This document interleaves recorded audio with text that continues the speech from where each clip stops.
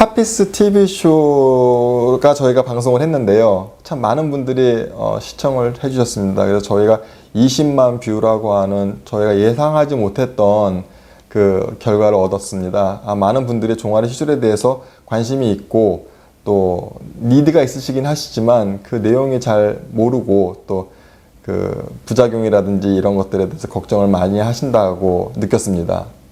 그 저희 핫피스에서 실시하고 있는 종아리 이 성형술은 전부 다 수면 마취가 아닌 부분 마취를 통해서 이루어지고 있습니다.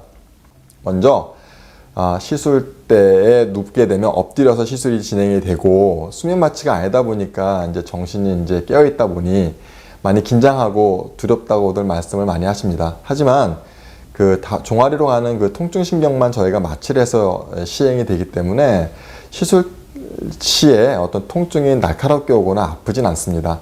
다만 이 신경계통이 워낙 복잡하다 보니까 수술을 하면서 저희가 이제 혹시 발 쪽에 전기가 오면 말씀하세요 라고 얘기를 합니다. 근데 그럴 때마다 발에 오는 느낌 같은 거를 실시간으로 저희에게 얘기만 해주시면 되고 그 외에 시술에 대해서는 긴장 이외의 통증은 거의 없습니다.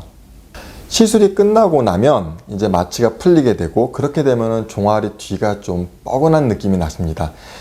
이제 종아리 근육으로 가는 신경계통을 저희가 좀 약간 숨을 죽여놓게 된 상태가 되니까 아마도 다리에 힘이 빠진 느낌이 있을 수 있습니다. 그 다리에 힘이 빠진다는 게 어느 정도 느낌이냐면 걷고 일상생활 하는 데는 특별히 문제가 없겠습니다만 이제 갑자기 빨리 뛴다든지 아니면 좀 다이나믹한 동작을 할 때는 초기 한 2, 3주간은 좀 불편함을 느낄 수 있습니다.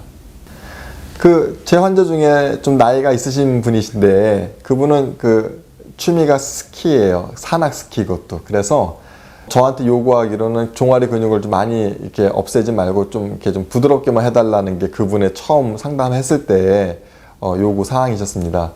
왜 그런가 봤더니 한 1월, 2월 달 시술을 하세요.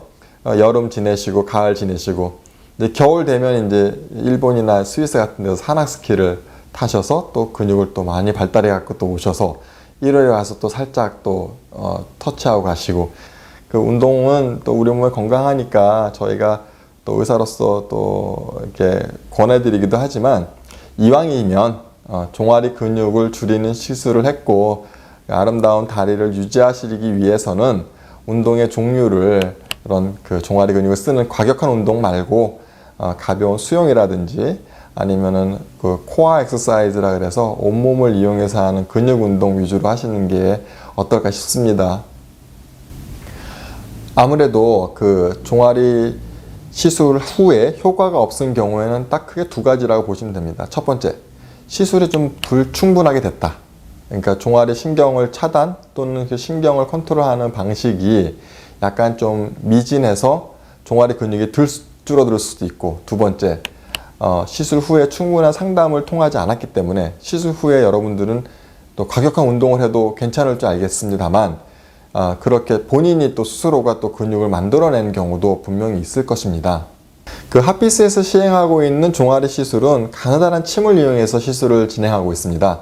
그렇기 때문에 뭐 칼로 째고 꼬매고 이러한 작업이 시행되지 않고 있어요. 그래서 시술을 너무 자주는 아니시겠지만 그래도 여러 번 받아도 상관은 없습니다. 다만 이제 여러 번 받는 경우 아까도 살짝 언급이 됐나 모르겠습니다만은 시술 후에 좀 과격한 운동을 하시게 될 경우에는 종아리 근육이 조금씩 올라올 수 있거든요. 그래서 그럴 경우에 살짝 터치하시는 것은 뭐 그렇게 문제가 되지 않습니다. 원장님, 남자 환자도 많이 오나요? 남자? 네. 최근 들어서 정말 딱 3년 됐습니다. 3년 전부터 남성분들도 종아리 시술을 많이 하고 있습니다. 초기에는 저희가 그 군대를 꼭 갔다 와야 하지만 저희가 이제 시술을 해드렸는데 지금은 이제 그 핫피스의 시술 실력도 월등히 향상됐고 종아리에 힘을 그렇게 많이 빼지 않으면서 남성 종아리를 좀 더 남성스럽게 또는 그러면서도 너무 과도하게 발달한 근육을 줄일 수 있는 테크닉을 개발하고 나서부터는 군대를 안 갔다 오셔도 저희가 종아리 시술을 가능하다고 말씀드릴 수 있습니다. 또 제일 많이 걱정하시는 것 중에 하나가 아니 나이가 들면 근육량이 감소할 텐데 굳이 이렇게 근육을 줄일 필요가 있나? 또는 이 시술을 하게 되면 나중에 늙어서 고생하지 않는가에 대한 질문을 많이 받습니다. 그렇기 때문에 하피스에서는 종아리 시술을 할 때 반영구적으로 신경을 없애는 것이 아니라 차단하는 방식만을 도입해서 하고 있습니다. 유리를 완전히 깨서 와장창 하는 건 쉽겠지만 약간의 실금을 가게 하는 것은 어렵습니다. 그 종아리 신경으로 가는 운동신경만 선택적으로 찾아서 내가 원하는 모양으로 그 신경을 컨트롤할 수 있는 능력이 될 때 또는 그렇게 시술을 했을 경우에 종아리 모양이 아름답고 건강하게 나올 수가 있습니다. 그런 경우라면 나중에 여러분들이 필요에 의해서 종아리 근육을 활성화시킬 수도 있고 더 발달시킬 수도 있으니 늙어서 고생한다는 그런 걱정은 안 하셔도 되겠습니다. 예전에 고식적인 방법에서는 종아리 알통을 위주로 시술이 진행이 되었다면 지금은 오히려 종아리 알통도 알통이지만 그 알통 밑에 있는 그 가자미근의 폭을 줄임으로써 더 모양을 이쁘게 만든다는 그 장점이 있는데 이렇게 되면 종아리 앞쪽에서의 모양도 어느 정도 패턴이 바뀌게 됩니다. 특히 휘어 있으신 분들 딱 섰을 때 다리를 일자로 발을 모으고 섰을 때 무릎뼈가 서로 마주보는 식으로 다리가 안으로 말려 있는 사람 같은 경우에는 반드시 이 가자미근 쪽의 시술을 고려해 보셔야 합니다. 많은 분들이 이제 시술을 하시기 전에 여러 병원을 다니시면서 상담을 하십니다. 물론 그렇게 하셔야 된다고 생각합니다. 각 병원마다 그 병원이 갖고 있는 철학과 또는 또 장점들이 있고 또 다니시다 보면 단점도 보이실 것입니다.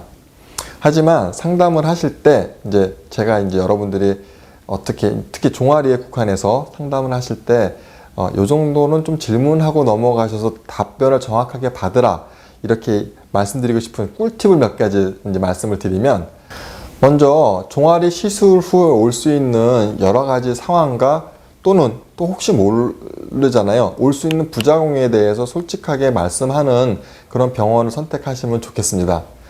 그리고 두 번째는 그 홈페이지나 이런 그 병원 자료들을 찾아보시면 이 병원이 언제부터 종아리 시술을 해 오고 있고 얼마나 전문적으로 하는지를 알 수 있으십니다. 그 어느 정도 궁금증이 좀 풀리셨나 모르겠습니다. 가급적 솔직하게 말씀을 드리려고 노력했습니다. 아무래도 종아리 시술이라고 하는 것이 한때 한 몇 년 됐죠. 한 6년, 7년 전에 한번 문제가 됐었기도 했기 때문에 특히 저 같은 경우는 10년 동안 종아리만 하다 보니 이 시술이 좀 더 발전된 모양으로 바뀌어서 많은 종아리에 대한 고민을 갖고 계신 분들에게 보다 안정감 있고 또는 좋은 퀄리티로 다가갔으면 하는 바람입니다. 앞으로도 계속 열심히 노력하겠습니다.